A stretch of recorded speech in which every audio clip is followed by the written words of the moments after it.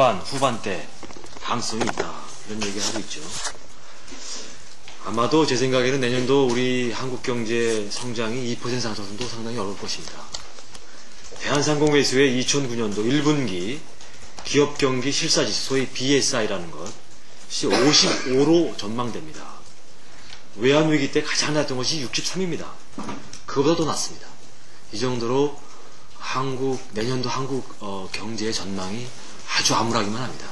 그래서 UBS 증권은 마이너스 3%까지, 또 매크로 증권도 마이너스 2%로 이렇게 전망하고 있는 것입니다.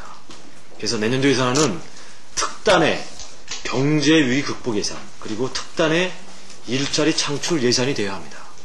그럼에도 불구하고 이명박 정부의 2006년도 수정 예산안은 무대책 예산이다. 뭐가 무대책이냐? 네 가지가 무대책이다. 첫째로는 뭐냐면 떨어지는 성장률 전망에 대한 전혀 고려가 없다. 점점 비현실적이 되어가고 있는 현재 수정 예산안, 지금 4% 예상하고 있는 것이죠. 이것으로는 내년도 앞으로는 경제 상황에 대한 관리가 불가능하다.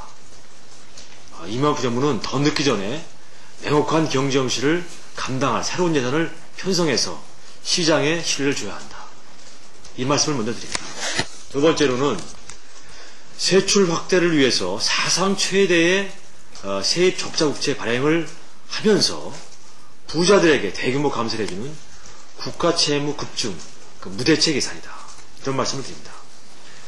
소비 촉진하고 투자 활성화에 효과가 거의 없는 부자만을 위한 종부세, 법인세, 상속 감세를 고집하고 있습니다.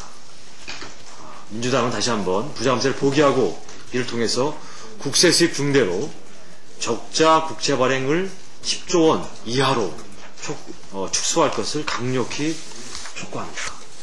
세 번째로는 내년도 지자체 예산 부족이 한 5조 6천억에 달할 것으로 보입니다. 이것에 대해서 무대책입니다.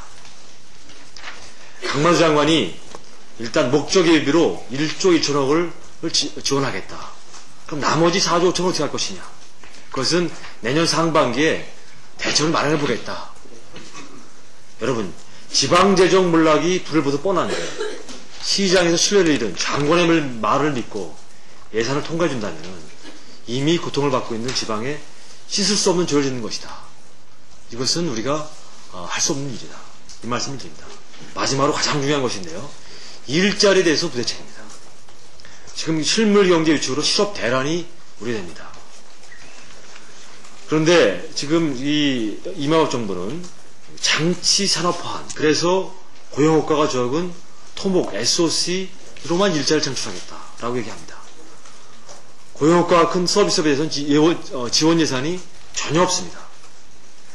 지금의 전망으로는 내년도 일자리 창출이 10만 개로 뜰 것이 거의 확실시됩니다. 더욱이 중소기업 창업 쪽에서 생존할 수 있는 취업자 수는 일자리 창출 수를 몇 배로 상회할 가능성이 높습니다. 민주당은 기존의 일자리를 지켜내고 그리고 새로운 일자리 창출을 위한 특단의 예산 집중 편성을 강력히 촉구하는 것입니다. 그래서 이번 이 4대 무대책, 다시 한번 말씀드립니다만은 성장률에 대한 것, 부자 감세에 대한 것, 지방 재정 보전에 대한 것, 특단의 일자리 대책에 대한 것, 이러한 4대 무대책에 대한 명확하고도 현실적인 정부 대책이 마련되지 않으면은 예결간사로서 다음 주부터 진행될 우리 개수정 소위원회 심사에 응할 수 없다.